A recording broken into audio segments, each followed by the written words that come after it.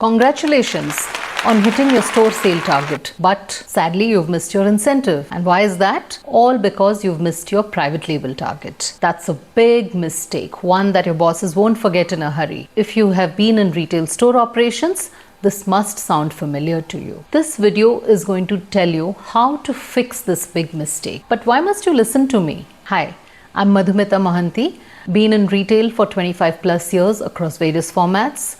Sat in the merchandising chair, I have built private label brands that have outsold national brands. So let's begin by understanding what private label is. Private label is your own store brand, the retailer's own brand, also called as house brand. For example, Snack Tack from Reliance. Shoppers Stop has the brand called Stop, Melange from Lifestyle, Solimo from Amazon, or Nykaa Makeup from Nykaa, which incidentally is also available in lifestyle stores. So why are your bosses pushing you to sell private labels so aggressively? Let's talk about the key reasons.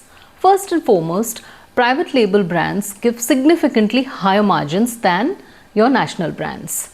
Say a brand gives you 20 to 30% margin in a certain category. A private label brand will give you more than double that at 50 to 80% margin.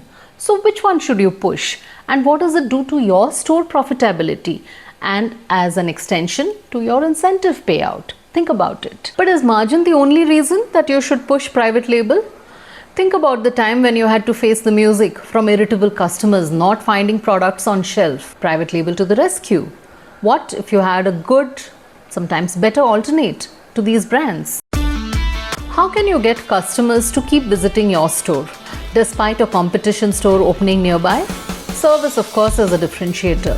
What about the range when every other store sells almost the similar range? Private label to the rescue yet again. Private label can be a source of customer loyalty and customer stickiness.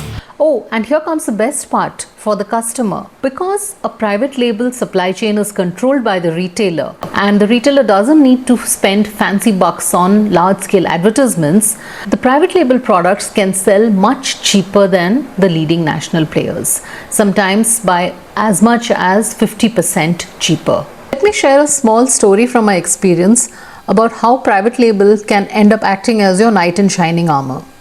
Once we had a large order from a customer which comprised of biscuits, chips, chocolates and a few other items which the customer wanted to deliver to a particular orphanage. On the day of the delivery, the store staff realized to their horror that they were falling short in the biscuits order because the leading brand distributor had not supplied the required quantity. Thankfully, the staff managed to convince the customer to pick up the private label products to fill the shortfall, and the day was saved.